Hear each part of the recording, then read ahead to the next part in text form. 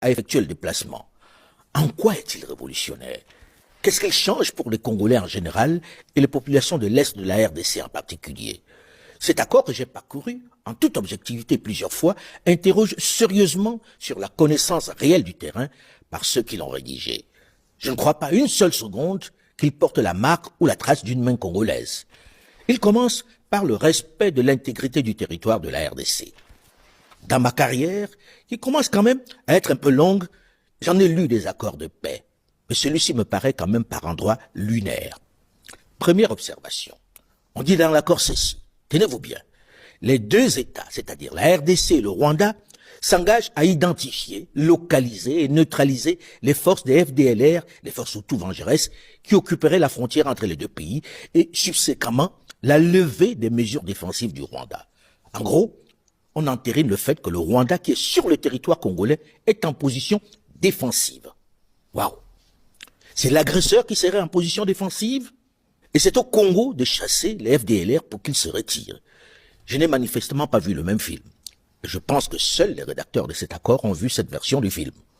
On ne compte plus les rapports des Nations Unies, de tous les observateurs internationaux, qui ont expliqué en des termes clairs l'action d'ingérence, de pillage et de déstabilisation du Rwanda, son entrée sur le sol congolais.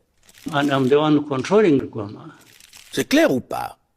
Et pourtant, selon cet accord, le Rwanda serait la victime qui ne fait que se défendre. Respect. Se défendre sur le territoire de quelqu'un. Chapeau bas au président Paul Kagame, qui a su vendre son narratif, son lobbying à Washington DC, et sur le plan international est manifestement très très fort. Conditionner le retrait des forces de défense du Rwanda à la neutralisation des FDLR, les milices rwandaises Hutus, réfugiés au Congo, dans lesquels se retrouveraient des génocidaires de 1994, est juste lunaire. Je fais juste un calcul rapide. Un génocidaire de 1994, qui avait, disons, juste 20 ans au moment des faits, doit avoir aujourd'hui 51 ans. Et il serait encore un dangereux combattant sans le sou dans la forêt, frappant régulièrement le Rwanda, menaçant la sécurité du Rwanda. Résistant le bonhomme. Pourquoi ne parle-t-on pas aussi des gendarmes katangais du temps de Mobutu pendant qu'on y est? Le président Paul Kagame dit en gros, si vous ne désarmez pas ces combattants, je continue d'occuper votre territoire et de l'exploiter. Et bien, comparaison n'est peut-être pas raison, mais imaginez-vous un seul instant, les États-Unis d'Amérique ou l'Union européenne demander à l'Ukraine de désarmer pour que la Russie commence à retirer ses troupes de son territoire. Certainement pas. Là-bas, on arme un peu plus chaque jour l'Ukraine contre la Russie, pendant qu'ici, on demande de désarmer la RDC. Cherchez l'erreur. Le simple fait que des soldats d'un pays étranger soient sur le territoire d'un autre ne constitue-t-il pas déjà en soi un acte de violation territoriale? Pourtant, c'est au pays envahi que l'on impose de désarmer. Un nouveau paradigme selon Donald Trump. Comme on l'a vu au Moyen-Orient où il demande au Hamas de désarmer avant qu'Israël, qui occupe une partie importante de la bande de Gaza, ne se retire. C'est le droit international version 2025.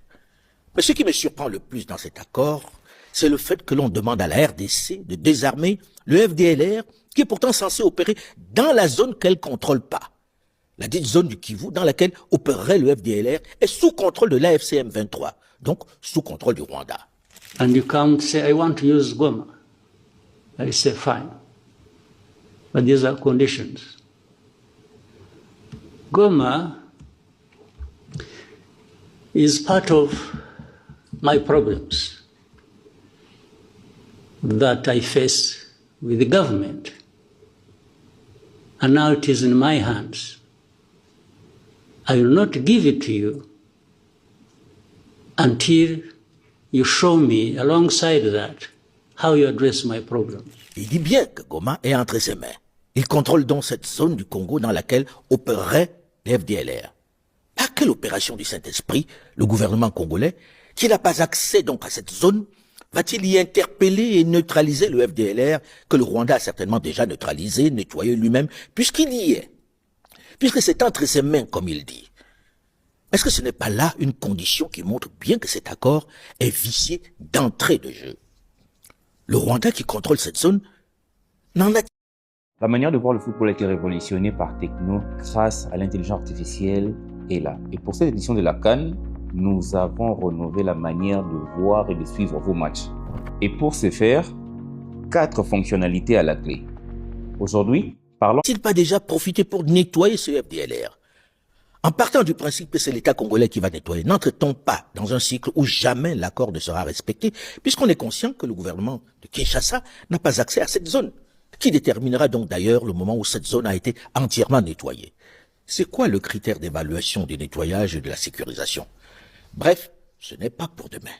Cette clause est de mon point de vue la plus inique, la plus vicieuse de cet accord, puisqu'il est clairement fait pour permettre de continuer de piller cette région. You want Goma, you want Kavumu, or Bukavu, or you want the whole of Eastern Congo back? Fine, I have no problem with that. It will only come with you addressing my problems. En tenant cette zone la plus riche, le trafic des minerais peut continuer en toute impunité.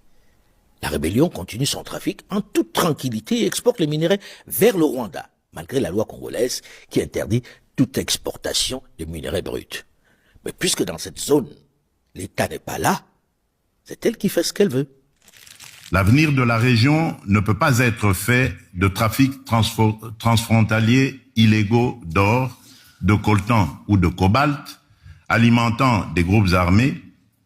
Il doit être fait de coopération économique formelle, d'infrastructures interconnectées, d'industrialisation locale, de valeur ajoutée créée sur le continent et d'opportunités offertes à la jeunesse. C'est un vœu pieux au regard de l'accord signé, puisque le trafic vers le Rwanda est désormais open bar. Il était déjà intense lorsque je me suis rendu dans la région, mais là,